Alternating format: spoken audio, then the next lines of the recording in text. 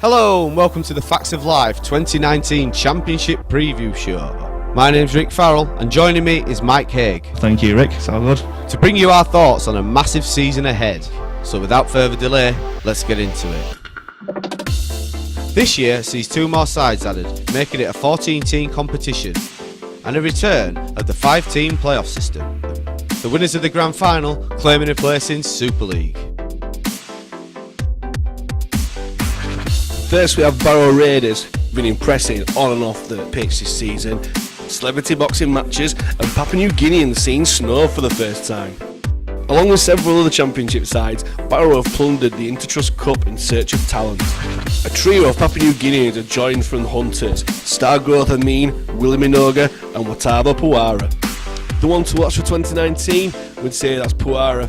International hooker, played 6 games for Papua New Guinea in the World Cup 2017, including a competitive game against England, so English fans may well know his talents. Craven Park is a hard place to visit in any conditions. Paul CRAREY's men will be looking to create a fortress at home. Their year begins with crucial 4-pointers. Do you play uphill or downhill first? Most championship fans have a soft spot for Batley. A great family-orientated club, their famous sloped Mount Pleasant ground offers a truly unique rugby league experience. Another club showing their innovative side when it comes to media output, the Boxing Day promotional video featuring Robert Hicks was a particular success. Fans will be hoping they can keep their best team on the field consistently this year, following an injury-plagued 2018. On the recruitment front, Dickinson and Taylor will add size, along with Jack Downs from Hull FC, but the one to watch is JOUFFRET. The Frenchman had an instant impact at the Foxes Biscuit Stadium following his mid-season move, helping to restore the club's league position and steer them away from the bottom. Catalan Academy product, he will look to create the spark in attack. The club have been busy improving their training facilities this winter, and head coach Matt Diskin described his side as battle-hardened by their pre-season exploits. A solid side, the Bulldogs will certainly be no pushovers this year. Newly promoted Bradford Bulls return to the Championship with an ace up their sleeve. A master motivator with a big squad at his disposal. Head coach John Keir is well versed at this level and will have the Bulls punched above their weight. Jake Webster and Jai Hitchcocks head up a whole host of signings, but on loan Leeds halfback Jordan Lilly is the one to watch. He'll be relied upon to get the Bulls moving. An off-the-cuff player, but will it suit John Keir's structured game plan? Playing out of the infamous Odsal Stadium, a venue where they'll be hard to beat. Starting with a home game against Featherstone, before a renewal of the self-proclaimed grand final that never was against York City Knights. The first of many changes of coach on our list, Dewsbury Rams will go into the new season under new leadership. Boss Lee Greenwood heads up a sibling coaching team with assistant brother Gareth after securing his first head coach role at championship level. Sheffield halfback Simon Brown has been added to partner Paul Sykes. Liam Johnson from Huddersfield is a welcome boost, but the one to watch is Robbie Ward. A smart player around the ruck, he will look to take advantage of any lapses in concentration. I feel the Rams will rely heavily on their senior players performing every week to avoid a disappointing season. The loss of Josh Gustek to the Eagles is a blow. Coupled with arguably underwhelming recruitment, I fear they may struggle. But as Greenwood's got a Halifax link, I hope they do well. Rovers fans are facing a fresh start in 2019. A failure to make the qualifiers led to cuts across the board and a revolving door policy was adopted on the transfer front. Things are starting to settle down now. A new coach has been recruited in the form of Aussie Ryan Carr, bringing with him a flux of signings and an end to an eventful off-season at Post Office Road. The connection with the Leeds Rhinos was further strengthened with the addition of Brett Delaney, and another year of dual registration was announced. However, a reserve team has now been formed, which is a boost for the future. Another trio of Papua New Guineans that will ply their trade in the Betfred Championship this year. Thompson Tete joins, along with the ones to watch. Ace and Watson, the Boas brothers, join Fev from Hunters, aiming to bring flair and composure to Ryan Carr's side. Internationals in their own right, early signs have been encouraging. Although with so many new recruits and an unproven coach, they'll have to gel quickly to mount a competitive playoff run. On to Halifax, who have kept the nucleus of a quality championship squad. The club can be considered the best part-time team in the championship, having made the playoffs in 3 of the last 4 seasons under Marshall, and will fancy their chances at a playoff push. Marshall has added a host of signings including Ben Kavanagh, QLT and Kevin Leroy. The one to watch this year, Brandon Moore, Young Player of the Year nominee 2 years running. The live wire hooker has flourished under Richard Marshall, constantly improving year on year. Fax are a model rugby league club and an example for others to follow. A thriving reserve grade starting to bear fruit, giving Fax's squad depth and plenty of options. Fax have a tough start to the year with trips to Widnes and Fev, along with a home tie with Lee in the first 4 games. What can you say about Lee's off-season? What can you say? Ask any Lather and they will tell you it's amazing they've even got a club to support. Things look bleak after the club failed to make the qualifiers in 2018. Things have moved on since those dark days, but now fans have a reason to be optimistic again. It's a new dawning for the Centurions. Former Featherstone coach John Duffy returns to take charge of his hometown club. A whole squad of players have been signed, with a dual registration of St Helens a necessity. A whole host of Lee lads have returned to pull on the red and white, but the most influential is Martin Ridyard. Arguably the best half-back in the championship over the last 10 years, any team with Ridyard can compete. Although his return to Post Office Road should be interesting.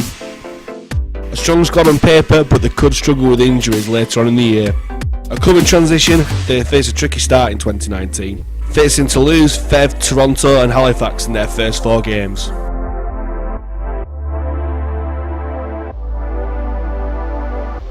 An unusual setup in modern day rugby league. The Hornets will be the only side in the comp with the coach literally taking to the field on game days. Carl Forster replaces the outgoing Alan Kilshaw, having relinquished his role as player coach of Whitehaven to take over the reins at Spotland.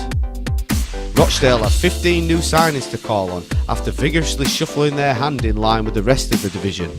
Sean Ainscough, Stuart Howarth and Paddy Flynn will all bring experience to the side, but in terms of recruitment there's only one player who will be under the microscope from day one. Scott Moore is on a road to redemption. The former England international will look to put a turbulent year behind him to concentrate on his rugby again, but they'll need him at his very best to have hopes of avoiding the drop. The club have flirted with relegation in previous seasons and will be hoping Forster's efforts across the board will improve their plight, but I fear it's a tough year in store for the Hornets. They face a daunting start, with Toronto at home and Toulouse away during the first 3 games. Following years of being forced to play their home games on the road, the Eagles will be delighted to finally have a base back in Sheffield again, calling Olympic Legacy Park their home, a new stadium situated on the site of the old Don Valley. Backed by their loyal band of supporters, dubbed the Taxi Army, Sheffield look to be heading in the right direction for 2019. An impressive recruitment drive has seen the Eagles bring in some of the brightest young talent in the competition.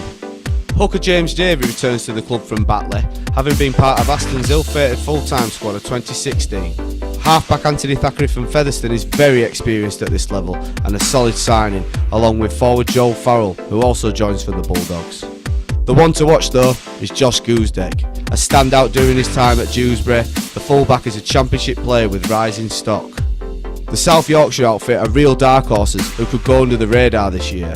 Mark Aston has regularly produced playoff standard sides over the years and will be looking for a repeat as the Eagles aim to return to the upper end of the table.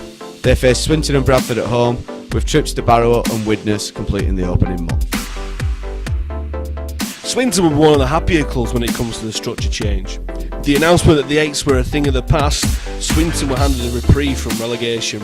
A hastily arranged playoff against League One Workington ensured Championship rugby continued at Hayward Road. Stuart Littler has created a tight-knit community at the Lions. With a good agreement with Wigan Warriors, the Lions could be punching above their weight. Welsh international Gavin Benyon will give punch to the pack. The one to watch though is Oscar Thomas. The halfback signed from Sheffield Eagles has been given the task of organising the club's attack. Notorious for an upset, Swinton will fancy their chances against anyone on their day, but must have good home form to avoid a repeat of last year's experiences. After missing out on a place in Super League via the £1 million game, the world's first transatlantic sports team will be looking to go one further this time round. a match that ultimately ended Paul Rowley's time in charge, the Canadians moved quickly to secure a top replacement. In new coach Brian McDermott, Toronto have got themselves a proven winner at the helm.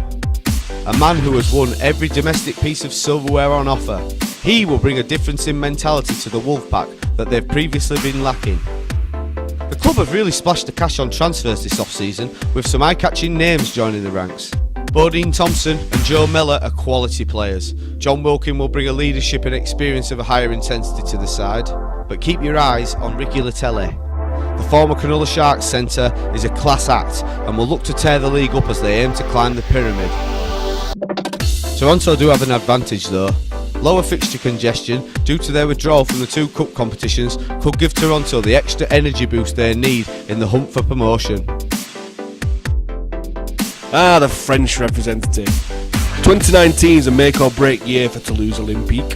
Agonisingly close to the £1 million game, controversially missing out. Sylvain Houlad's side are real contenders for this year's competition. James Bell from New Zealand Warriors and Ben Evans from London add to a powerhouse pack expertly generalled by Cook International Jonathan Ford. But the one to watch, the star man and the Championship Player of the Year, Marc Corella.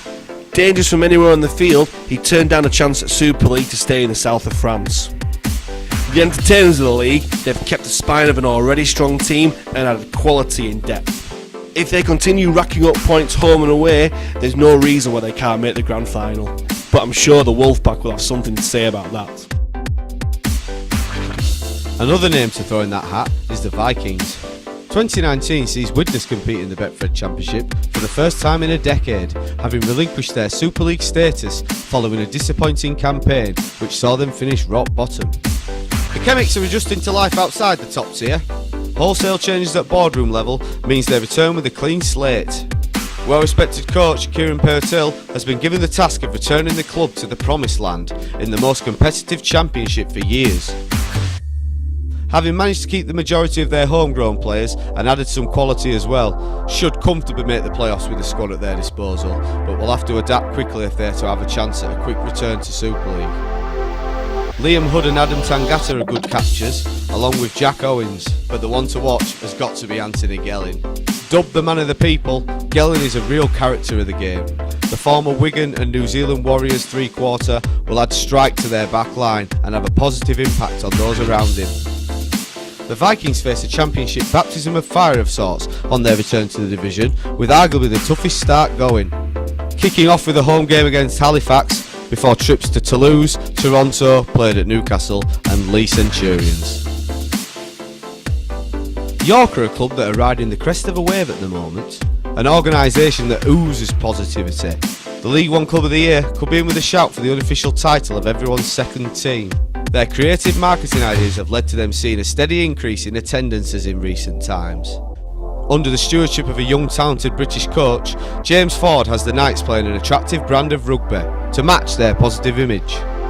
Certainly a club on the rise, the Knights will want to perform well for fans in their final season at Bootham Crescent, ahead of the highly anticipated mid-year move to the York Community Stadium, the club's new home. Signing Matty Marsh and Liam Salter on permanent deals looks a good bit of business.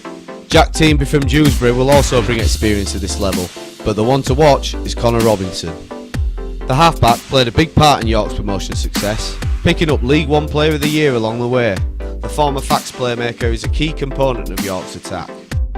They'll be looking to consolidate their position in the division in the first season back, but can certainly look up rather than down as the future looks bright in the historic walled city. That completes our roundup. Do you agree with our predictions? Who do you think is the one to watch at your club? Get in touch in the comments and let us know your thoughts. Check out the podcast on the channel, and until next time, thanks for listening. See you later.